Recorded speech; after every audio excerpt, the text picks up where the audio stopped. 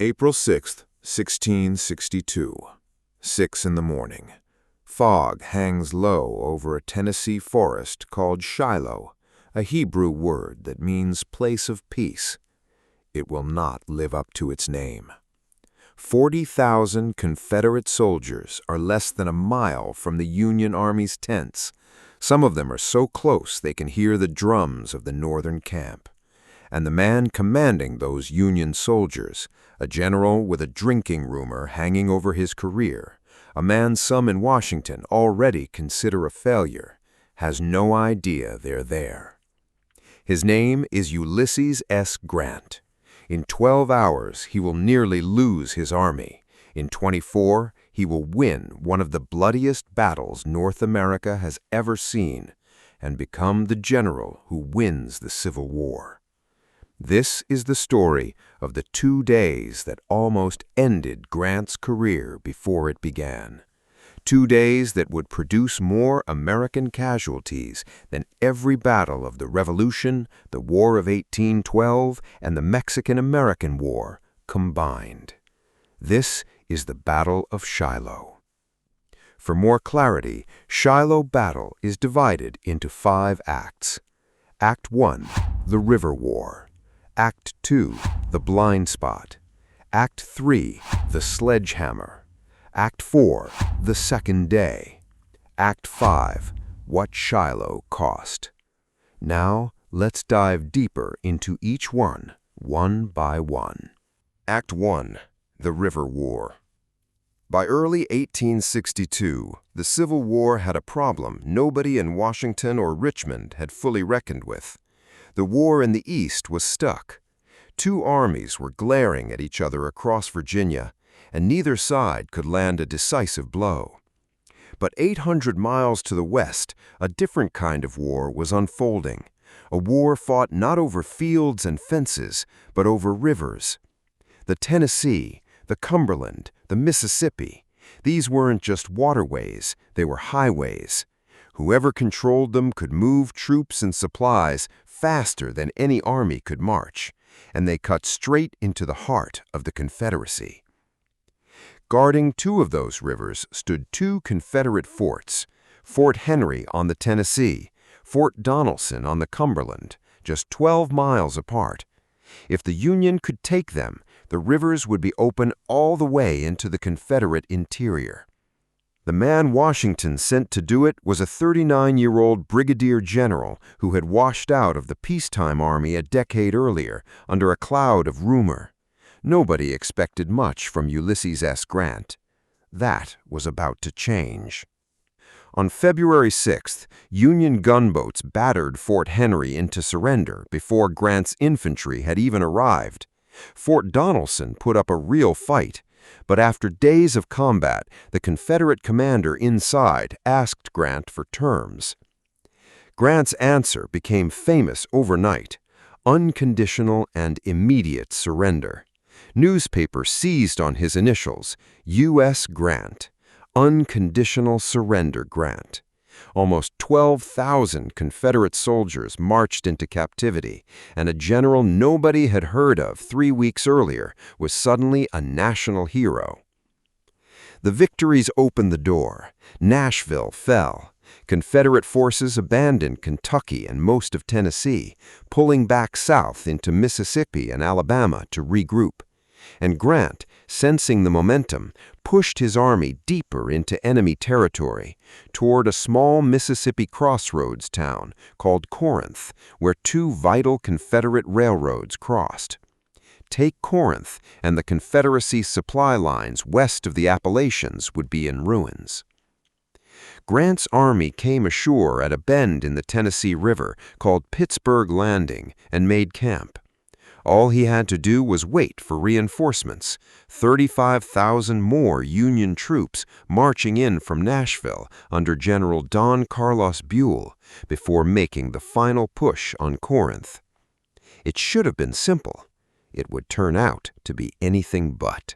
Act 2, the Blind Spot. Here's the thing about momentum. It can make you careless. Grant was convinced the Confederate army sitting in Corinth, just 20 miles away, would stay put behind its defenses. Why would they abandon a fortified position to attack him in the open? It didn't fit the textbook. So Grant's men made camp at Pittsburgh Landing without digging entrenchments, without building fortifications, an army waiting comfortably for reinforcements, not bracing for a fight. The problem was, the Confederates weren't playing by the textbook either. Confederate General Albert Sidney Johnston commanded the Western Army, and to Jefferson Davis, he was the finest soldier in the Confederacy. Johnston had a narrow window. Union General Buell's 35,000 men were closing in.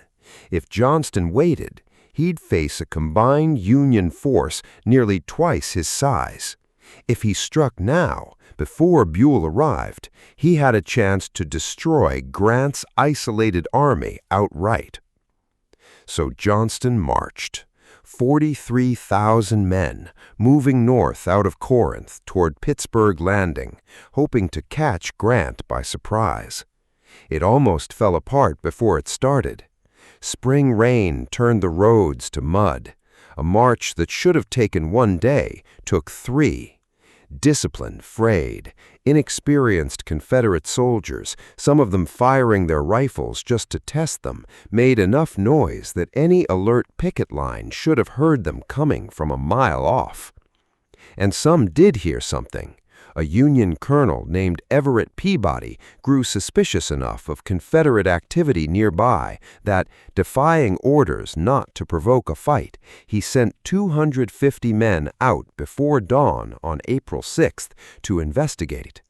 It may be the most important disobeyed order in American military history, because at around 5 a.m., Peabody's patrol ran directly into the leading edge of Johnston's entire army.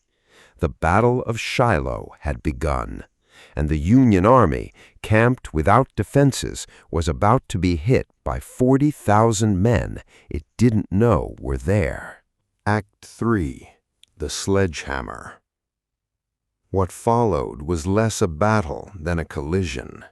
Confederate soldiers came pouring out of the tree line and slammed into Union camps that were still cooking breakfast. Soldiers who had never fired a shot in anger were suddenly face to face with the reality of combat. The noise, the smoke, the sight of what a rifle ball or an artillery shell actually does to a human body. Many Union regiments broke and ran in the opening hour. Grant, miles downriver at his headquarters when the attack started, raced back upriver by steamboat, arriving to find his army in chaos. But not every Union soldier ran, and that resistance, stubborn, disorganized, and desperate, is what saved Grant's army. In the center of the battlefield sat a stretch of dense oak thicket where Union troops dug in and refused to move.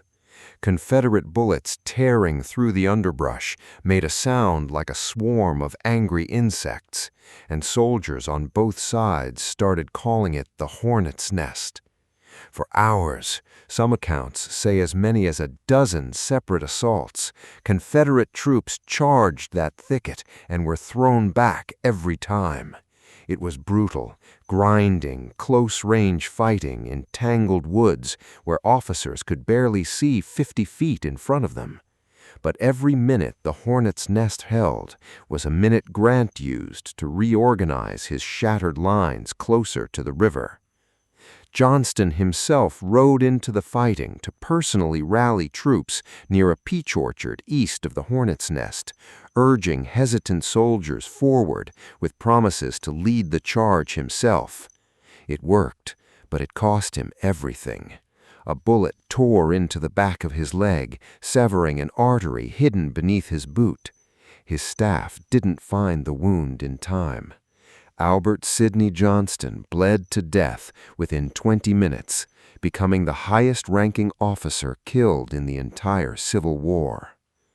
His death rippled through the Confederate command.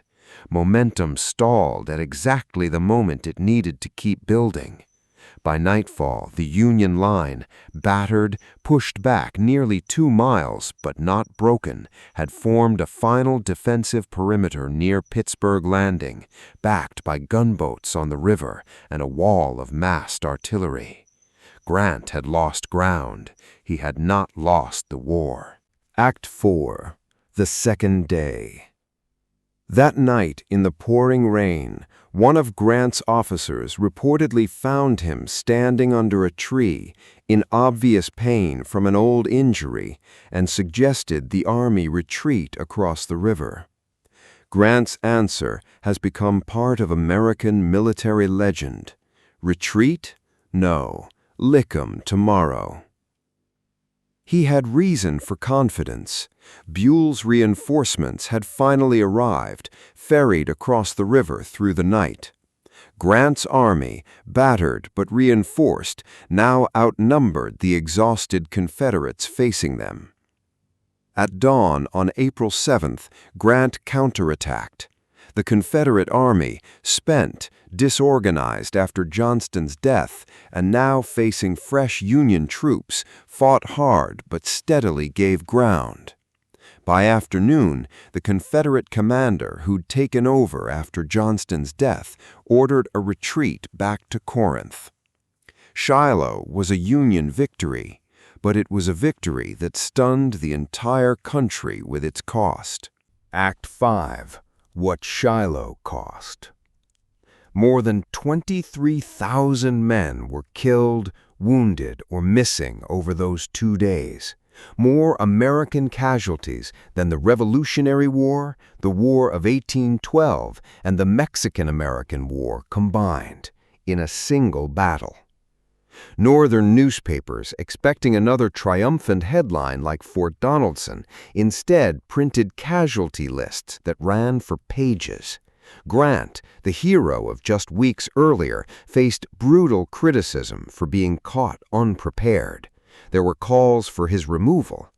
President Lincoln refused, reportedly saying of Grant, "I can't spare this man. He fights." That decision would shape the rest of the war. Grant kept fighting. Within a year, he'd take Vicksburg and split the Confederacy along the Mississippi. Within 2 years, Lincoln would put him in command of the entire Union Army. But Shiloh changed something bigger than one general's career. Before Shiloh, plenty of soldiers on both sides still believed this would be a short war, a few sharp fights, then home by summer. After Shiloh, that illusion was gone. The armies now understood exactly what they were fighting and exactly what it was going to cost. The road to Appomattox ran directly through those 2 muddy days in a Tennessee forest that was supposed to be a place of peace. If you're into stories like this, the moments that almost went the other way, go ahead and subscribe to the History Vault 7. We put out new history breakdowns every week, and trust me, you don't want to miss the next one.